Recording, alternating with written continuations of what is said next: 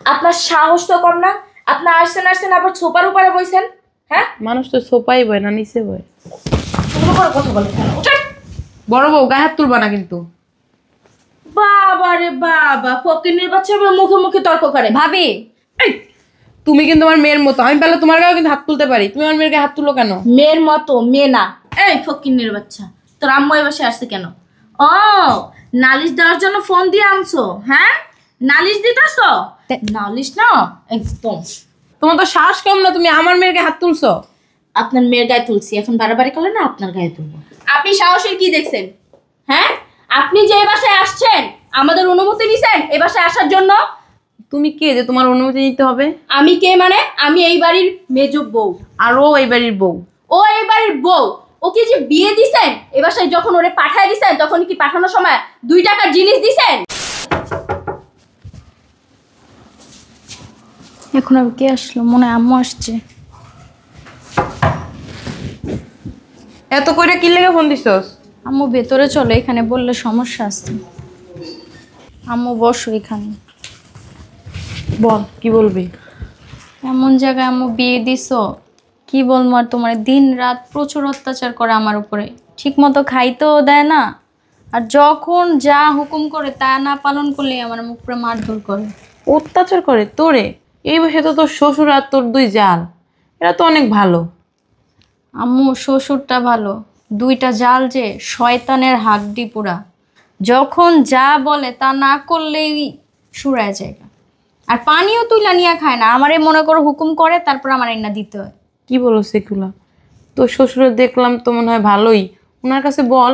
শ্বশুরে যে বলমু, একবার গেছিলাম শ্বশুরে বলতে, তখন 2 জাল মিলে বলছে যদি এই কথা শ্বশুরে জানাই তখন আমার ঘর থেকে বের করে দিব। কি বলো সেগুলা? এই জন্য আর কিছু বলি নাই।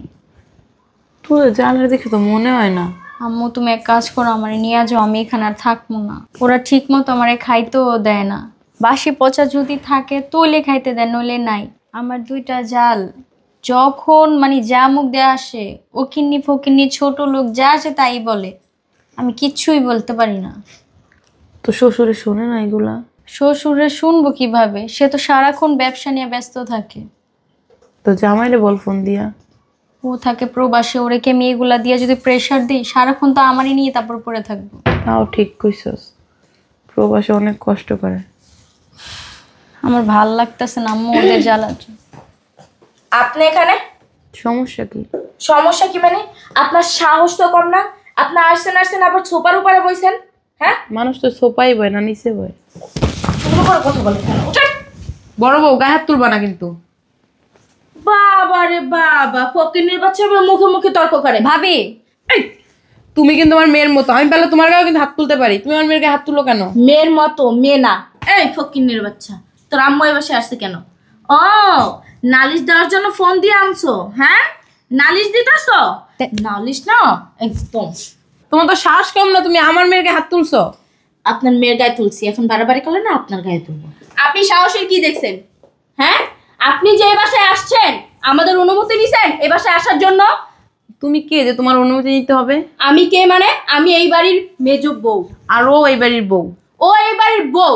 ওকে যে বিয়ে দিছেন এ বাসায়, যখন ওরে পাঠায় দিছেন তখন কি পাঠানোর সময় 2 টাকার জিনিস দিছেন?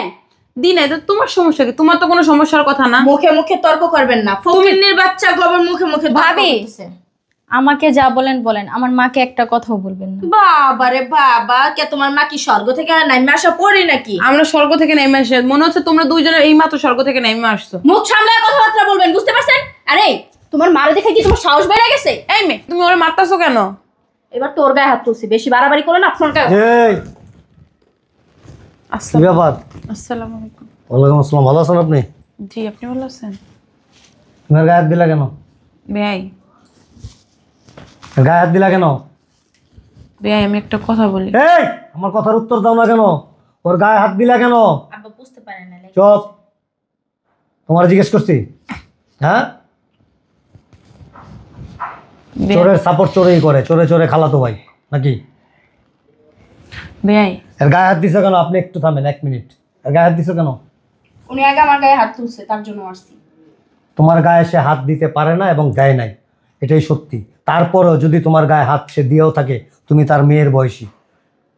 তুমি ওনার গায়ে কেন হাতটা তুললা? আমি ওনার মেয়ের বয়সী, কিন্তু মেয়ে তো আর না। এই জন্য গায়ে হাত তুলবা?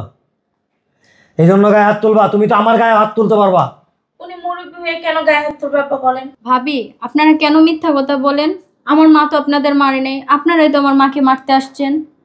আর আব্বু, আপনাকে আমার বলা হয়নি কা, ওনারা আমারে বলতে না করছে যদি আমি আপনার সত্যি কথাগুলো বলে দেই তাহলে ওরা আমার ঘর থেকে বের করে দিবে। মুখে যা আসতো তাই বলতো, মারধর তো ফ্রি, আর খাবার তো একদমই দিত না, বাসি পচা যা থাকতো তাই দিত। ছোট বউ, তুমি এভাবে মিথ্যে কথা বলতে পারো না। মিথ্যা কথা বলে? সত্যবাদী মাওলানার স্ত্রী উনি।